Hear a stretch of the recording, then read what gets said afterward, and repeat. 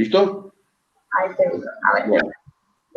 Buenas, queridos estudiantes. Estamos acá por trabajar conjuntamente el tema de instituciones, que forma parte de la unidad 3. Les voy a presentar a quienes están en el equipo que me acompañan los días martes de 14 a 16. Alfredo, Victoria y Celeste, que ya se va a incorporar. Victoria, comenta un poco quién sos, qué estás haciendo. Hola, soy ayudante inicié este año y soy estudiante de quinto año. Bueno, vamos a ver qué onda este año con todas las circunstancias. Bien. ¿Vos, Alfredo? Bueno, yo soy ayudante de psicología educacional este es el tercer año. Estuve el primer año en prácticas y estos dos últimos años en los teóricos. Y bueno, yo estoy en situación de tesis, estamos tratando de presentarla ahora en estos días y esperamos ya recibir pronto.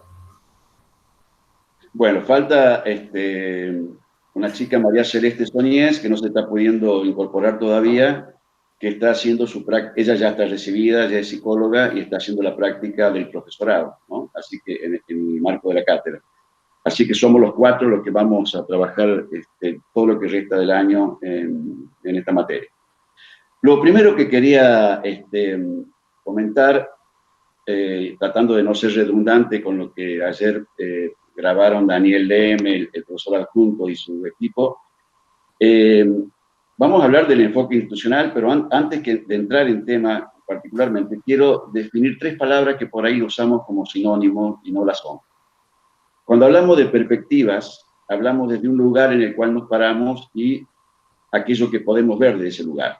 Bourdieu dice que no es que haya puntos de vista, sino que las vistas difieren según los puntos en los cuales nos paramos, ¿no? Las perspectivas en este caso serían, cuando uno dice perspectiva psicoanalítica, perspectiva psicogenética, perspectiva conductista, tendría que ver con las teorías.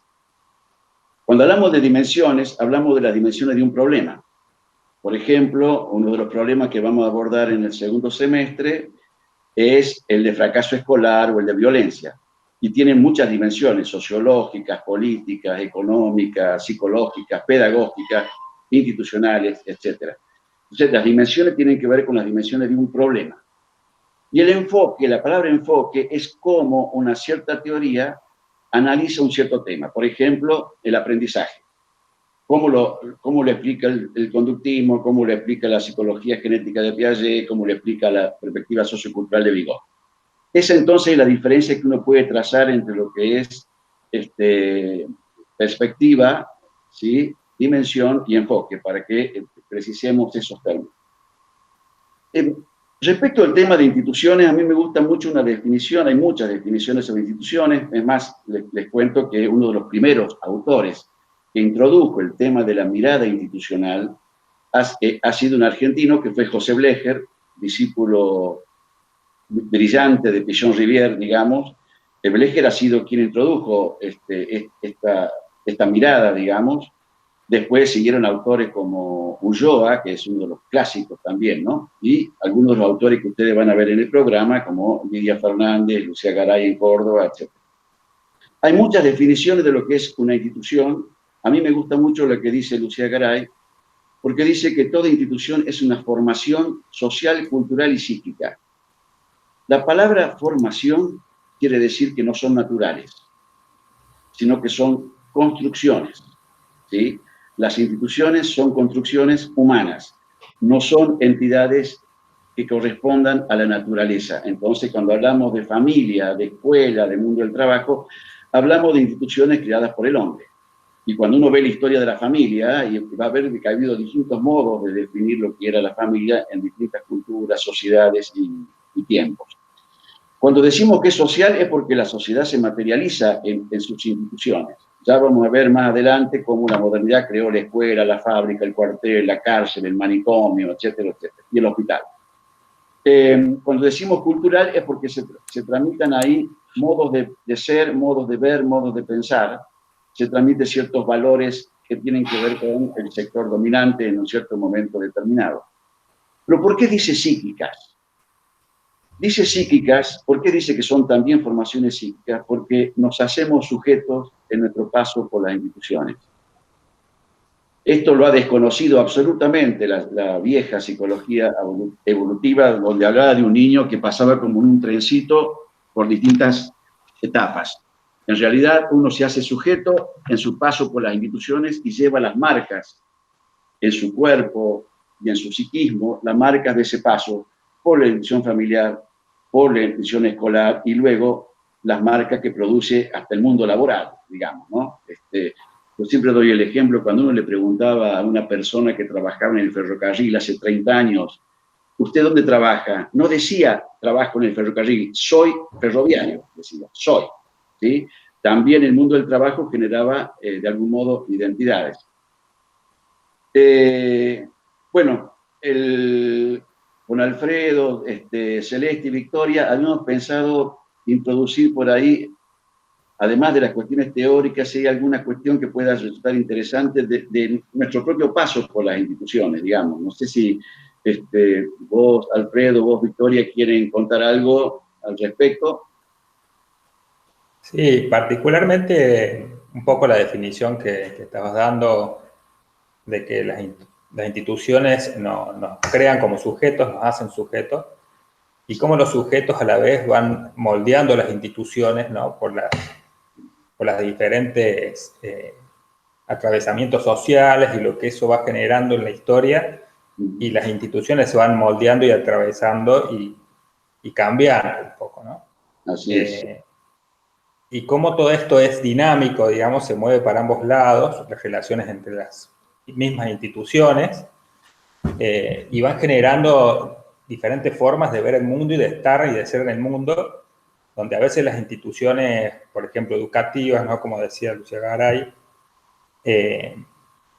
han quedado estancadas por ahí en un modelo de la modernidad, donde se esperaba homogeneizar a todos, y se nota mucho hoy cómo ha florecido ante la inclusión de todos los niños a la escuela, la dificultad de la escuela ante estas cosas. Y se marca mucho, principalmente en las escuelas públicas y de sectores más vulnerables, ¿no? En donde se marca muchísimo esta diferencia y cómo los problemas que están teniendo, donde por ahí escuelas más tradicionales o más fuertes, Montserrat, ¿no? Siguen marcando líneas de lo que se debe bajar, de lo que no, y se nota una fuerte identidad institucional, donde hay otras que no, se ha perdido la identidad institucional o prácticamente la escuela no hay frontera. En relación a lo que dijo Alfredo, me hace recordar el cuento que presentó Leme y sus ayudantes ayer de Ercilia, que eran las personitas que trazaban los hilos de las relaciones, marcaban parentesco, no sé, familiares, amigos, pero en un punto ellos tenían que abandonar eso porque ya no podían, no eran flexibles, esos hilos eran como rígidos, porque directamente tenían que abandonar esa ciudad y construirla en otro lado más compleja, más dinámica, pero cada vez era como que se volvía muy rígida esa institución, digamos, de Ercilia, y se tenían que abandonarla completamente para poder seguir sus vidas. Es como que eso me parece que a veces pasa con, bueno, la institución como la escuela, que monopolizó esto de esta actividad de educar, que se vuelve muy rígida y a veces, para no anular nuestra subjetividad, porque la construyen, pero también a veces la anulan, bueno, no sé, hay que liberarse. Bien, respecto a lo que decían tanto Victoria como Alfredo, digamos, una cuestión para agregar ahí, un ejemplo para dar, es que hoy ya no es posible pensar que se puedan enseñar las mismas cosas a la misma edad y al mismo tiempo. Eso en otros tiempos donde las instituciones familiares y escolares estaban muy legitimadas y el rol docente tenía una altísima consideración social, era posible, pero hoy ya no. Hoy ya no se puede pensar que todos los chicos deban aprender lo mismo a la misma edad y al mismo tiempo. Entonces, el cronosistema que se llama, hoy está en crisis. Bueno, tiene mucho que ver con lo que contaban ellos, ¿no? Podemos decir que las instituciones preexisten a los sujetos, están mucho antes que nosotros vengamos al mundo, digamos, ¿no? En ese sentido, uno nace no solo que nace prematuro, porque no puede valerse por sí mismo, sino que también hasta cierto punto nace viejo, digamos. Regulan las interacciones, regulan las relaciones entre los sujetos, aseguran cierta subsistencia y son algo así como el trasfondo de continuidad de la vida cotidiana. Cuando eso se altera, les doy un ejemplo muy actual, digamos. Todos tenemos rutinas, tanto en nuestra casa como ir a la facultad, estudiar, hacer un trabajo para la facu. De pronto, cuando esa rutina que a veces nos agobia, y a veces dice otra vez lo mismo, pero cuando esas rutinas desaparecen, por ejemplo, por efecto de la cuarentena y el aislamiento, sentimos nos encontramos un poco sorprendidos, un poco perplejos ante esa cuestión, digamos, de que esa continuidad se ha interrumpido de algún modo. Las instituciones son productos sociales, decíamos, por eso dice a Lucia Gray que son formaciones, pero que nos meten la idea de que es la única formación posible, ¿sí? De algún modo ocultan que hay algo del azar y algo de la construcción social que las constituye, digamos. Las instituciones se encargan en ese sentido de ocultar, develan el carácter construido, ¿sí? Del orden que impone, ¿no? Entonces, esas son características particulares de las instituciones, digamos. También en el texto de Garay ustedes van a encontrar que ella dice que se puede analizar una institución en base a ciertas dimensiones. Las dimensiones de las que habla ella son 6. Vamos a tratar de explicar las más importantes de las 6, digamos. La primera tiene que ver con el espacio. Y eso nos lleva a analizar lo que es el edificio de una escuela, ¿sí?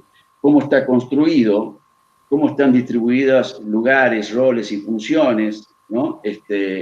El espacio es sumamente importante porque el espacio marca lo que sucede en el aula, lo que sucede en el patio, lo que sucede en el espacio de la dirección, ¿sí?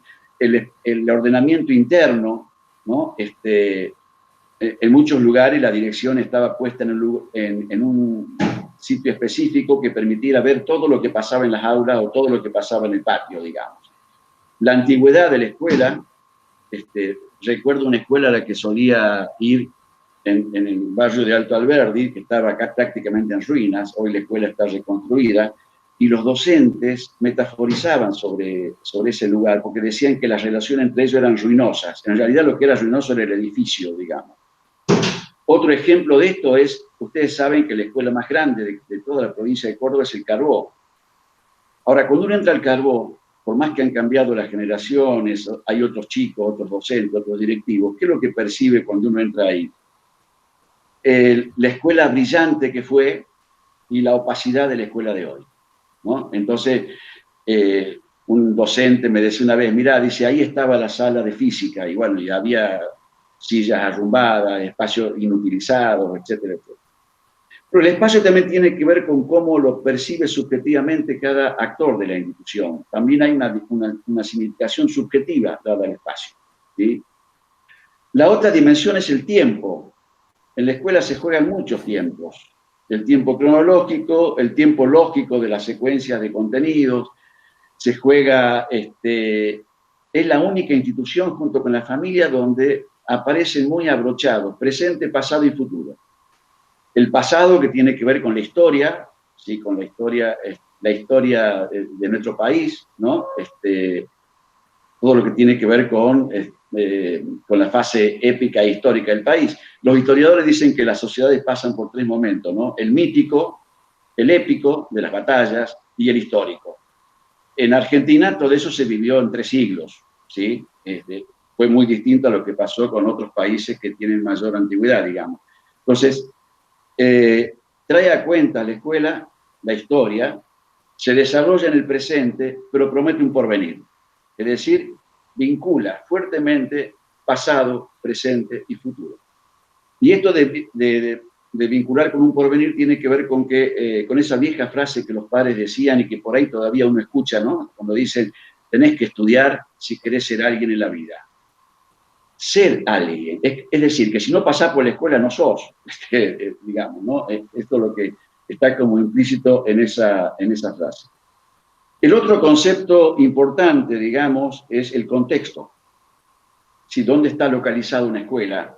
Esto nos lleva a pensar, por ejemplo, si una escuela creada por el Estado Nacional, por el Estado Provincial o por el Estado Municipal. 3 jurisdicciones distintas y las 3 son escuelas, digamos, ¿no? Entonces, la municipalidad hizo 37 escuelas primarias hace bastantes años ya. Entonces, no es lo mismo si son escuelas hechas por nación, por provincia o el municipio, hasta ediliciamente son diferentes. Hay escuelas hechas por presión de padres, que al no tener una escuela en la zona, ayudan a construir una escuela allí. Hay escuelas que forman parte de cooperativas, escuelas parroquiales, etcétera, etcétera, ¿no? Entonces, el contexto es texto.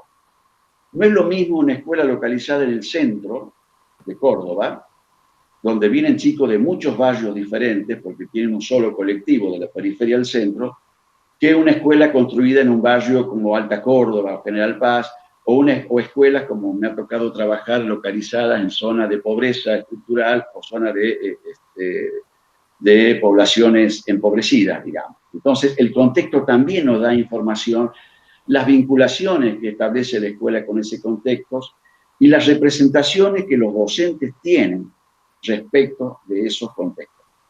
Un ejemplo de esto, digamos, en la escuela se suele confundir a veces lo que es diversidad cultural y lo que es desigualdad social. Entonces, uno escucha decir, por ejemplo, antes a esta escuela venían chicos de clase media, después se instaló una villa pasando la vía y tenemos chicos de la villa, así que las aulas nuestras son muy diversas. Eso no es diversidad cultural, eso es desigualdad social. Es un fenómeno sociológico, digamos, ¿no? La vinculación de la escuela y el contexto es sumamente importante para analizar una institución. También la pertenencia social de los docentes, de dónde provienen, la pertenencia social de los estudiantes, ¿sí? Los procesos sociales en los que participan, tanto los profesores como los estudiantes, etc. También está el tema de la organización, que no voy a profundizar, simplemente voy a decir que la organización depende de la institución. Si tenemos un banco, el banco X, es una institución, pero cuando cambian los gerentes, cambia la organización del banco. ¿Sí? Esa es la diferencia entre organización e institución, digamos. La otra dimensión es la jurídica, que tiene que ver con las pautas que el sistema establece para cada escuela, y en cada escuela esto se interpreta de un modo particular. Para dar otro ejemplo, un chico que habla mucho en el Manuel Belgrano es un ejemplo de participación, y en el Liceo Militar es un hincha pelota, para decirlo mal y pronto. La otra dimensión interesante es la historia, casi entendida en términos de historia del sujeto en psicoanálisis, digamos.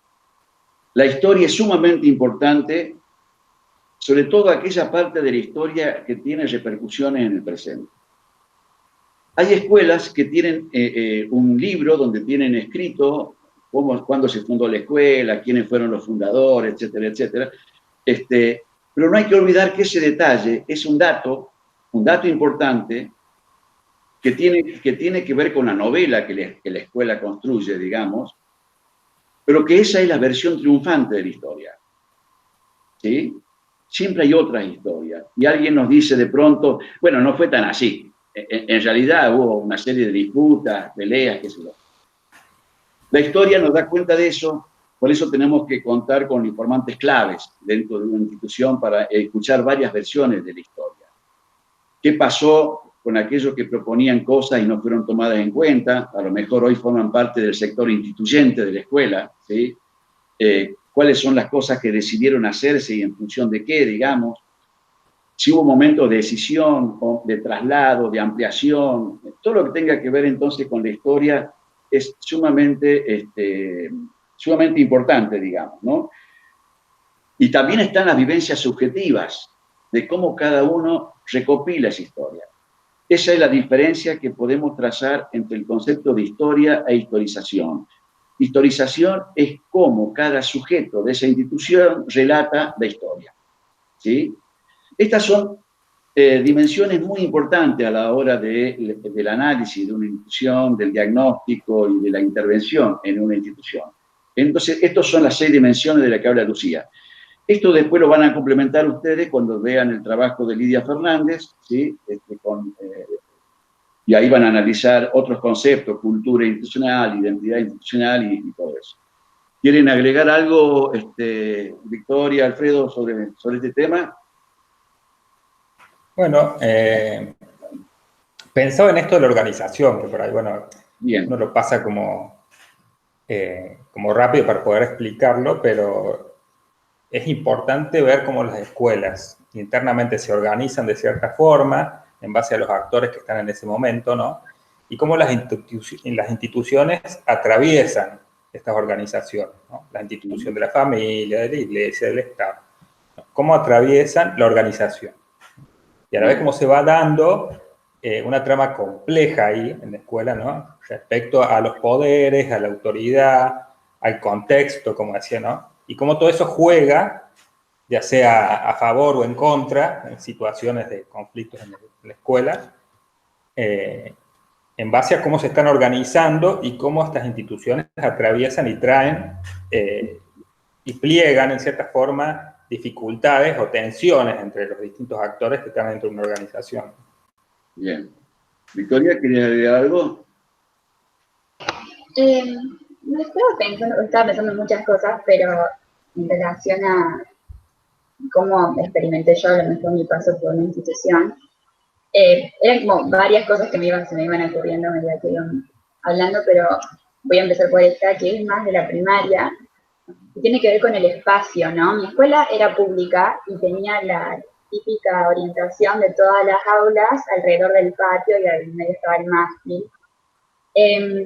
Y era todo de cemento el patio, no había pasto, pero como que había una puerta, una reja, que llevaba a un patio que tenía pasto, tenía árboles, pero no sé por qué estaba cerrado, no nos dejaban entrar ahí a nosotros, que éramos niños, niñas, corriendo, encima también era como una tensión, no nos dejaban correr, ni jugar a la mancha, ni jugar, no sé, al gato y la gallina, ni la escondida, porque nos podíamos tropezar, y nos podíamos hacer mal, pero nosotros éramos niños y queríamos correr, entonces era como toda una tensión ahí entre las maestras y nosotros, y de repente no sé por qué, empezamos a entrar al patio, y se ve que a lo mejor un portero había dejado la puerta abierta, porque encima ese patio de pasto y árboles estaba bien cuidado. Y como que no podían sacarnos más desde que empezamos a entrar ahí, porque dejaron la puerta abierta, no nos podían sacar más, entonces como que las profesoras, las maestras tuvieron que, reorganizar todo, y era un patio bastante chico, o sea que no entrábamos todos los de la escuela en un solo recreo, entonces lo organizaron por días. Bueno, el lunes entran los de primero y segundo, los martes, tercero, cuarto, así, primero A, primero B, y como que nos apropiamos de ese patio que era ideal para correr, obviamente que también terminamos todos con tierra, lo que provocaban otros conflictos, pero bueno, como el espacio y los distintos actores, que son de mucha diferencia etaria y todo, de niños y maestras, van construyendo maneras de organizar los espacios y los tiempos. Fantástico el ejemplo que trae Victoria, porque nos lleva a pensar varias cosas. Por ejemplo, la diferencia que Daniel hacía entre lo instituido y lo instituyente, digamos. Ahí los estudiantes decidieron ir ocupando ese espacio porque alguien dejó abierto esa puerta que comunicaba con ese patio con pasto. Vaya a saber por qué la escuela hacía esta cuestión, ¿no? No querían complicaciones o querían cuidar mejor el pasto que los alumnos. La cosa es que los chicos cuando se meten ahí producen un cambio y esto lleva a la escuela a reformular el uso de ese espacio, ¿no? Esa es una cuestión muy, muy interesante. Yo recuerdo en la escuela primaria también donde había una puerta muy chiquita que comunicaba con el patio. Imagínense cuando venían los recreos, salía la horda primitiva desesperada al patio, pero siempre se perdía la llave de esa puerta. Esa puerta, de algún modo, reflejaba el conflicto de esa escuela que tenía un fuerte conflicto con la comunidad. Esa puerta era una especie de metáfora del conflicto que existía en esa escuela. Y respecto a lo que decía Alfredo, dio dos palabras claves. Habló de conflictos y habló de tensiones. Y ahí vamos a hacer una diferenciación que es qué es un conflicto, ¿sí? Cuando hablamos de conflicto, cuando hablamos de malestar y cuando hablamos de crisis. el conflicto está siempre, ustedes ya vieron en psicoanálisis que en sus últimas formulaciones Freud dice el conflicto es intrapsíquico, porque el sujeto tiene un aparato psíquico que está constituido conflictivamente porque tiene un inconsciente.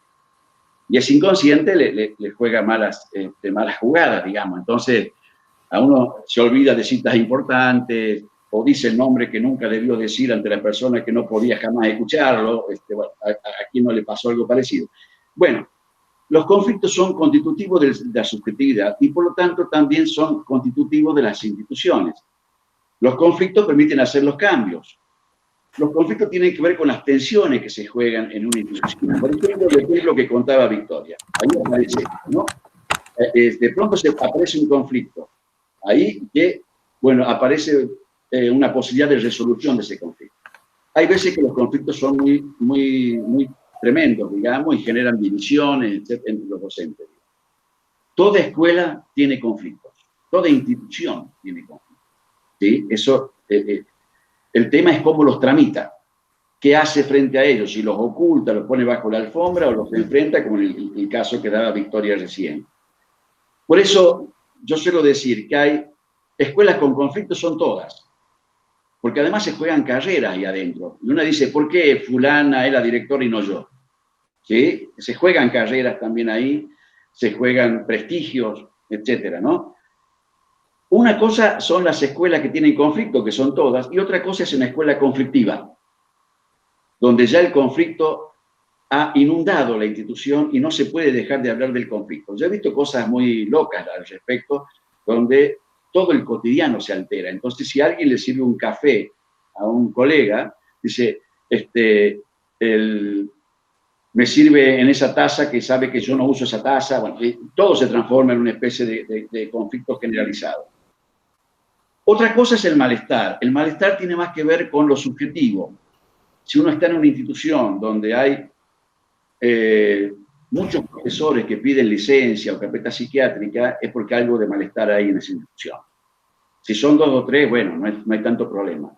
Pero si hay docentes que nos comentan, me quiero ir de esta escuela, no aguanto más, y esto es generalizado, estamos hablando de este concepto de malestar subjetivo, digamos. Docente que dice, no quiero ir más a la escuela, no la aguanto a los directores, no aguanto a los chicos, etcétera, etcétera, ¿no? La crisis es la situación más grave, porque ahí el conflicto ya salió de la institución y fue hacia la comunidad. Cuando en una escuela hay conflictos y empiezan a jugar actores externos a la escuela, y por ejemplo los medios de comunicación, es un preciso indicador de que esa escuela no puede resolver las cosas por sí misma y necesita un análisis institucional externo, digamos, ¿no? Entonces, la crisis es cuando el conflicto sale de la institución, involucra a la comunidad y en muchos casos, por lo menos ustedes lo saben que acá en Córdoba pasa muy a menudo eso, intervienen los medios que terminan complejizando más todavía la situación, porque jamás van a dar la noticia de que una escuela anda fantásticamente bien.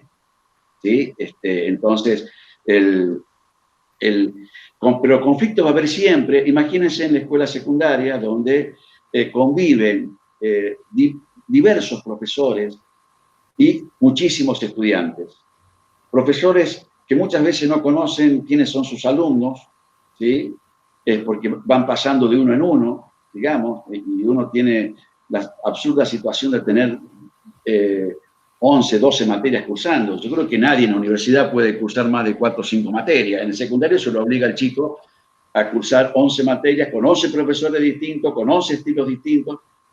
Entonces, es bueno cuando uno encuentra una escuela donde hay 20 adultos que se ponen de acuerdo, ¿sí? Las diferencias van a estar siempre, digamos, en cuanto a los estilos de enseñanza, pero hay ciertas cosas que uno debe acordar con otros, digamos, para que la cosa funcione bien. Entonces, estos conceptos de conflicto, malestar y crisis son los que nos llevan a veces a la necesidad de intervenir profesionalmente en una institución. Todo esto lo vamos a ver en el segundo cuatrimestre, digamos, en equipos de trabajo donde confluyen psicólogos, psicopedagogos, pedagogos y trabajadores sociales. Por ahí tenemos el lujo de algún antropólogo, sociólogo también, digamos. Y lo que hacemos ahí es explicitar aquello que está implícito. Hay diversas situaciones Yo les cuento de mi experiencia en los equipos técnicos. Hace muchos años, de una escuela primaria, nos pidieron intervenir porque había muchos chicos que fracasaban en matemática y lengua en primer grado. Era un número demasiado elevado. Si uno tuviera un modelo clínico, entrevistaría a todos los chicos, a todos los padres, cosa que es absurda porque no es eso lo que se hace en una intervención institucional. Pero cuando entramos a ver cómo se enseñaba en primero, segundo y tercer grado, la de primer grado usaba un método que se llama método global. La de segundo grado era conductista y la de tercero era piagetiana. Si el chico sobrevive a eso, es un genio. Está sobreviviendo a 3 teorías que no tienen nada que ver una con la otra. Entonces, fíjense, un problema que parecía estar en los chicos termina siendo un problema de la estrategia docente y termina siendo un problema de la dirección de la escuela, porque no puede garantizar coherencia en la oferta de enseñanza en primer ciclo. Esto para dar un ejemplo sencillo de esto, digamos, ¿no? O dice, es muy duro trabajar con los chicos de la villa porque no entienden, vienen mal vestidos a la escuela, no hacen las tareas. Y en eso tengo otra situación que me pasó hace muchos años, cuando un chico de la escuela que está en Vélez Sarsfield y Pueyrredón, atrás de esa escuela había una villa, que era el Pocito, una villa que tenía cierta fama de peligrosa, digamos. Un niño de 8 años vos lo escuchaste el ejemplo Alfredo, creo, un niño de 8 años que había robado un auto en Nueva Córdoba, había robado cosas del interior de un auto, y la policía lo llevó a la cuarta, que estaba en Nueva Córdoba. Yo fui a rescatarlo a ese niño, y después a hacer la entrevista con los padres en el Pocito. Cuando bajé, porque ustedes van a ver, en las villas también están las divisiones sociales, ¿no? No es lo mismo la primera línea de la villa que la última. La gente nueva va a la última. Bueno, cuando llegué a la casa de este niño, salió el padre con una expresión bastante hostil. No sé si ahora pensó que yo era policía o algo así. Salió con una tenaza en la mano derecha y un alambre en la mano izquierda. Y a medida que hablaba conmigo, cortaba pedacitos de alambre. Entonces yo deduje que el alambre era yo, digamos. Me estaba cortando. Entonces, bueno, digo, lo traje a su hijo, lo fui a sacar de la cuarta, y el tipo me dice, yo le dije que no tiene que robar. Entonces digo, bueno, está bien que le diga eso, no robarás. Es un mandamiento, no robarás. Pero el tipo sigue hablando y dice, él tiene que hacer de campana primero. Digo, ¿cómo? Sí, dice, porque antes de robar tiene que entrenarse y hacer de campana. Entonces me da todo un desarrollo curricular de cómo se arma un ladrón. Entonces me decía, los chicos de acá de la villa, algunos chicos, no todos, por supuesto, se van a entrenar allá en Alta Córdoba porque hay lugares donde no pasan los autos porque están las vías del tren. Y después de eso recién roban eso.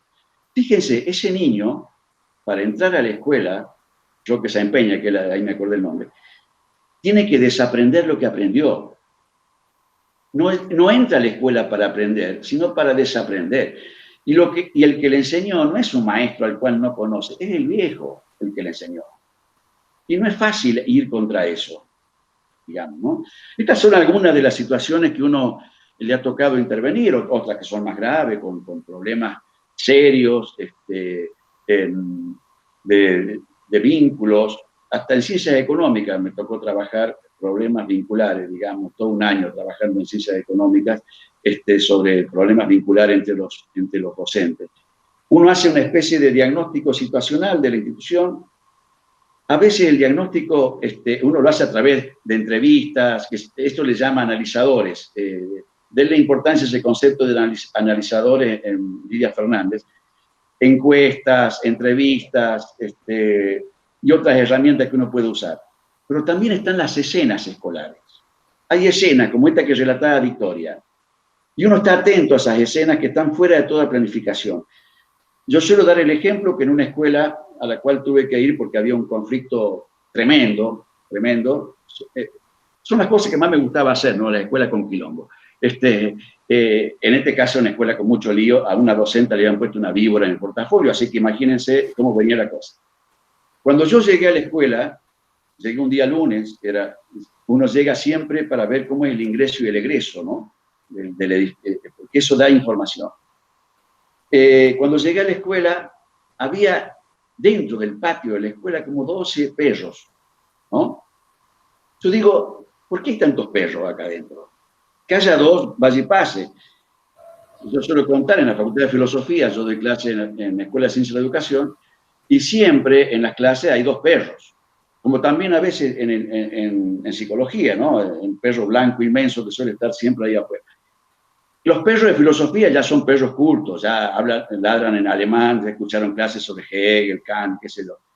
Pero en este caso había 12 perros adentro, y eso es una escena que nos permite ya suponer que no hay frontera entre el adentro y el afuera.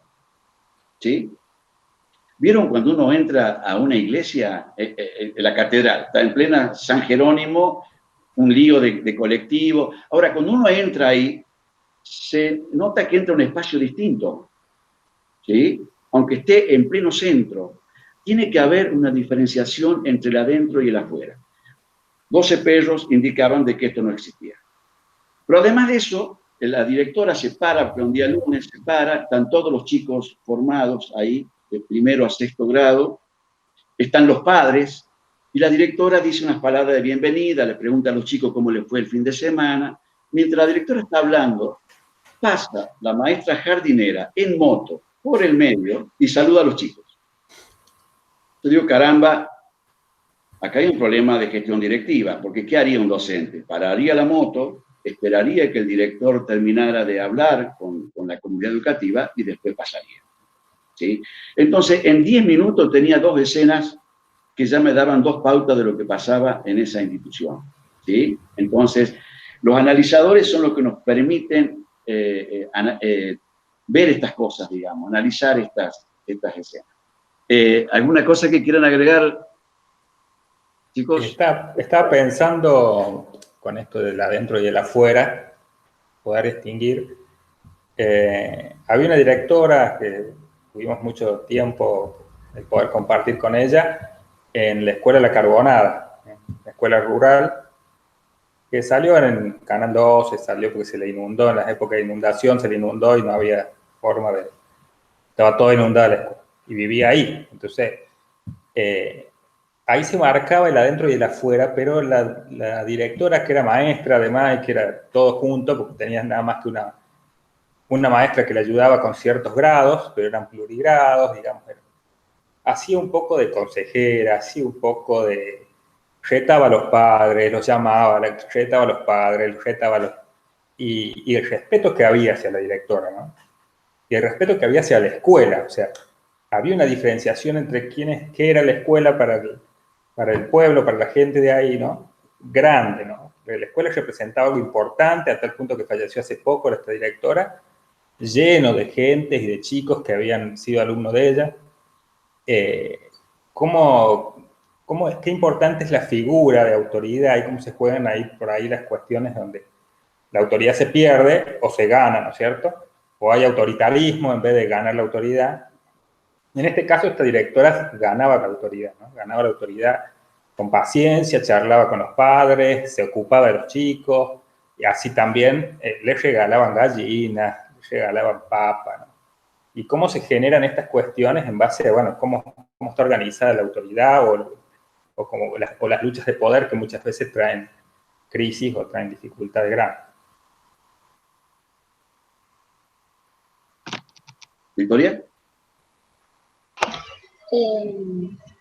Yo estaba pensando que hace un tiempo, en verano, estaba leyendo artículos de psicólogos que trabajaban en escuelas, en instituciones educativas, escolares, y había uno que me gustó mucho porque era una escuela también media rural, y encima era de un lugar que yo conozco porque es cerca de mi pueblo, y que bueno, tiene chicos de diferentes clases sociales y chicos que viven en el campo y que con todas, digamos, las condiciones que vivir ahí.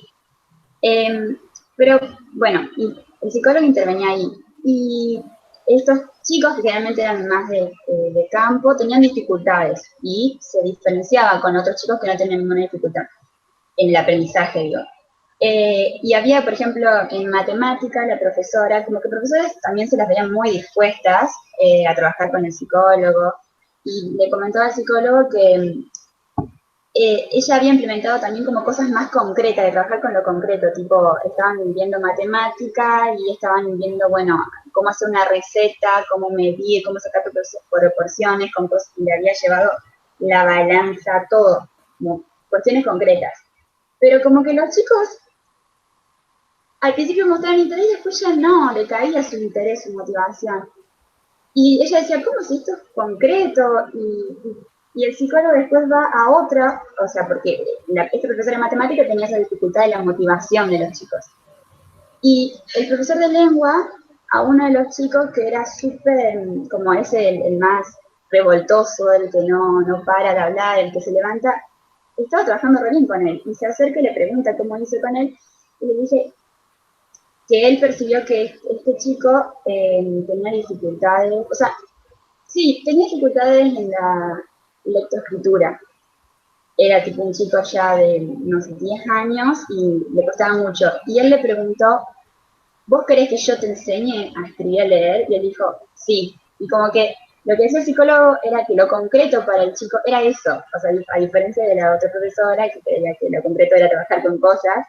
Y no, la verdad, la necesidad concreta del niño era aprender a leer y escribir y que alguien le enseñe. Encima, bueno, el niño como que le daba un poco de vergüenza, entonces el profesor lo llevaba después en el recreo, solo, junto con él. O sea, adecuado a la necesidad concreta y al deseo concreto de él, digamos. Bueno, hermoso ejemplo los dos eligieron escuelas rurales, ¿no? Las escuelas rurales tienen una particularidad que todavía allí confluyen chicos que tienen sus familias ocupando posiciones sociales diferentes. En las ciudades se suele dar un proceso que se llama de segmentación social. Segmentos, escuela para chicos de altos recursos, escuelas para chicos de bajos recursos, espacios de exclusión, la villa y el country son espacios de exclusión. Uno dice, por ejemplo, ayer estuve caminando por Alta Córdoba. A la villa y al country se entra o se sale. Es distinto, son espacios de exclusión. La población en las grandes ciudades se ha segmentado. Cada uno tiene una especie de circuito por el cual transita sin comunicación entre sí. No sucede lo mismo en escuelas rurales, donde muchas veces confluyen chicos de distinta posición social, digamos, y eso nos lleva a lo que era la vieja escuela. Mire, en realidad hay muchas cosas para decir de la escuela, hay muchas cosas para criticar de la escuela, pero no olviden una cosa, siempre es mejor estar adentro que estar afuera de ella. Y hoy en día se juega en la escuela algo que no se jugaba en otras épocas. Sobre todo en la escuela secundaria, que ha sido una escuela que no ha tenido que ver con la mitología de Sarmiento, todos adentro, ni uno menos, etcétera, sino que la escuela secundaria tiene una historia de exclusión de vastos sectores de la población. Muy pocos chicos entraban a la escuela secundaria. Hoy, que todos los chicos tienen el derecho de terminar su escuela secundaria y el Estado tiene la obligación de garantizar el ejercicio de ese derecho, y los docentes son funcionarios de Estado, son funcionarios públicos, hoy en la escuela secundaria se juega un drama que antes no se jugaba. Porque para muchos chicos que provienen de sectores populares, la escuela es la única posibilidad que tienen de salir de sus condiciones objetivas de existencia. No tienen otra posibilidad que no sea esa. ¿Sí? Entonces una escuela debe tramitar bien cuando decide expulsar explícita o implícitamente un chico a dónde lo está arrojando, digamos, ¿no? Lo está arrojando en suerte de vacío social, digamos. Entonces, pero bueno, sin duda que hay que repensar la escuela. Y hay algo que dijo sobre el espacio, Victoria, también que me hizo acordar, en relación a la dimensión del espacio, hay escuelas que están muy atadas al pasado. Hoy está en la prensa discutiéndose lo que son las escuelas FASTA. Las escuelas FASTA son escuelas fundadas por un cura dominico en Tucumán y que después se expandió por todo el país. Y son escuelas que reivindican el siglo XII, ¿sí? Donde los chicos tienen una formación casi militar. Para ellos el siglo XII y XIII ha sido el siglo de oro de la humanidad, digamos, ¿no? Son premodernos, viven vinculados al pasado. Y hay escuelas, por ejemplo, que tienen privadas, inclusive públicas también, las escuelas PROBA que se llaman, donde ponen el acento en la computación, en los idiomas, para que el chico salga a pelear luego en algún social, conociendo 3 lenguas diferentes y manejando la informática como un experto, digamos, ¿no? Uno también ve en qué posición está parada una escuela, digamos, en relación al tiempo. Bueno, el último tema que vamos a dar algunas pistas tiene que ver con uno de los textos, porque esta unidad convoca 3 textos, el de Lucía Garay, el de Lidia Fernández y un tercer texto que es de Maud Manony. Manony es una psicoanalista francesa que además de formarse con François Dolto, otra que fue su maestra, François Dolto, quizá la hayan visto en adolescencia o niñez a Dolto, Manony también tiene muchas lecturas de lo que es la antipsiquiatría, ha tenido otra formación, inclusive marxista también, y ella escribe ese libro que se llama La educación imposible. Recuerdan ustedes que Freud decía que hay 3 profesiones imposibles: curar, educar y gobernar. Eso no quiere decir que las escuelas no deban enseñar, los gobiernos no deban gobernar, ¿sí? Lo que quiere decir es que siempre en el acto de educar, curar y gobernar va a aparecer algo de lo imposible, ¿sí? Eso es lo que quiere decir. Y el capítulo que nosotros vemos se llama Las paradojas de la teoría como saber. Ese es el capítulo que ustedes tienen que leer. Es un texto muy complejo, muy difícil, por eso les queremos dar algunas pistas para su lectura. Lo que Manony va a mostrar que la práctica analítica, la práctica del psicoanálisis, ha descuidado el tema de las instituciones. Para dar un ejemplo, las instituciones de enfermos mentales, por ejemplo, cuando una persona es internada allí, todo lo que haga va a confirmar el diagnóstico. Si ríe, es risa inmotivada. Si llora, es llanto inmotivado. Si es rebelde, confirma su padecimiento. Si es sumiso, también lo confirma. No hay forma de salir de ahí. Y no es casual que en las primeras instituciones psiquiátricas los pacientes hayan estado 15, 20, 30, hasta 40 años viviendo en ese lugar sin ninguna posibilidad de salir. Lo que dice Manony en el texto es que el psicoanálisis no cuestionó la institución psiquiátrica, no la puso en cuestión, y que cuando psicoanalistas ocuparon posiciones de dirección en esas instituciones, tampoco lo cuestionaron. ¿Quién cuestionó la institución psiquiátrica? Lo que se llamó la antipsiquiatría, todo un movimiento que surge sobre todo en Italia, con la obra de Franco Basaglia.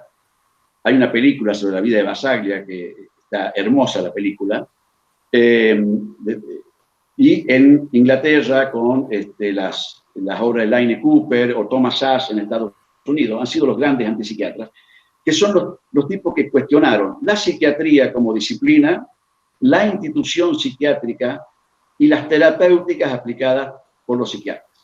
¿Sí? Ha puesto en cuestión todo, por eso se llama antipsiquiatría. Y ella trabaja en la primera parte del texto esta crítica a ciertos psicoanalistas, no a la teoría psicoanalítica, sino a la escuela psicoanalítica o a algunos psicoanalistas que no cuestionaron la institución psiquiátrica, ¿sí? Pero insisto, no es contra la teoría, sino contra cierta práctica del psicoanálisis que era incompatible con la institución, digamos, psiquiátrica. Y ella dice que en el caso de los procesos educativos, el psicoanálisis también, siendo que es una teoría desenmascaradora, tiene que desenmascarar los procesos de sujeción que también se dan en la escuela. Porque la escuela no solo transmite conocimientos, culturas, aprendizajes, etcétera, sino que también disciplina a los sujetos, produce disciplinamientos subjetivos, prepara para el mundo del trabajo y forma ciudadanía. Son varias las funciones que tiene la escuela, pero una de las funciones tiene que ver con la sujeción. Hay muchos análisis, por ejemplo, sobre el uso del pupitre en la escuela, el tomar distancia del otro. Esas cosas ya no se dan, pero se dieron durante muchos años, digamos. O como dice Foucault, en la escuela se transmite el saber disciplinario a los estudiantes al mismo tiempo que se disciplina a esos estudiantes frente al saber. Entonces, ¿cómo crear cuerpos y mentalidades dóciles? ¿Sí? La escuela ha cumplido esta doble función. Por eso Freud, en una frase maravillosa, dice: en la escuela se juega al mismo tiempo la causa de la sujeción, la causa de la esclavitud y la posibilidad de la libertad. que la da el conocimiento, digamos, ¿no? Entonces, lo que ella dice, que el único aporte del psicoanálisis respecto al campo educativo es desde una antipedagogía. Así como la antipsiquiatría cuestionó al discurso psiquiátrico, el psicoanálisis, desde una antipedagogía, debe cuestionar los efectos de sujeción que produce la escuela. Y esto se vincula mucho a lo que ustedes leyeron en el texto de Catherine Millot, cuando en la última página dice: no hay pedagogía psicoanalítica, lo cual es cierto, es imposible, pero sí la pedagogía podría inspirarse en la ética del psicoanálisis. En la ética que tiene que ver con no transformar una relación de autoridad en una relación de dominio o de poder. Alfredo hace un rato mencionó estos conceptos, ¿no?, de autoridad y poder. Yo quiero, ya para ir terminando, hacerle una pequeñísima diferencia ahí. Autoridad, como le explicaba Daniel, lleva en la primera parte del término la palabra autor, que remite a autoría y autorización. Autoridad es producir cambio en el otro porque el otro me reconoce como autoridad. El otro me reconoce como autoridad. No viene ya porque soy más grande o porque soy el profe.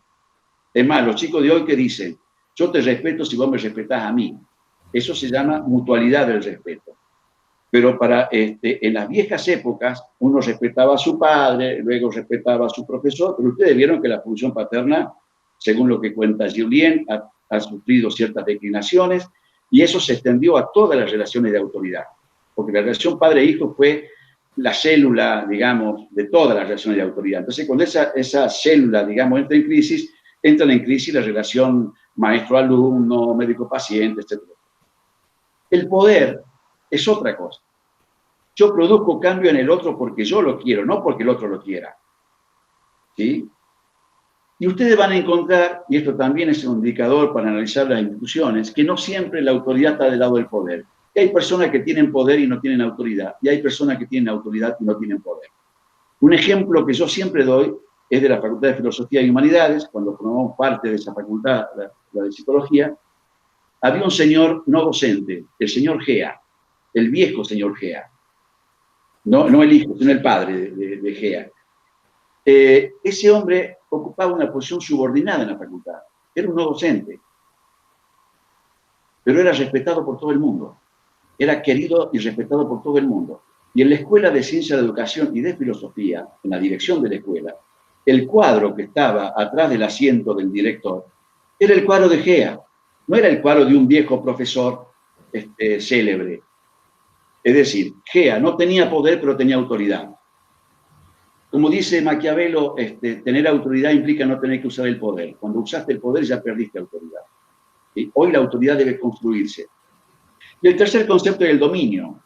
Yo prefiero por vos, porque vos sos mío, digamos, ¿no? Esto puede aparecer en la relación madre-hijo, etcétera, ¿no? Hay docentes que empiezan, porque estos son mis chicos, no son sus chicos, son sus alumnos, no son sus... O un docente que dice, no me aprende, no la tiene que aprender a usted, tiene que aprender lengua, historia, geografía, qué sé yo, lo que se le dice.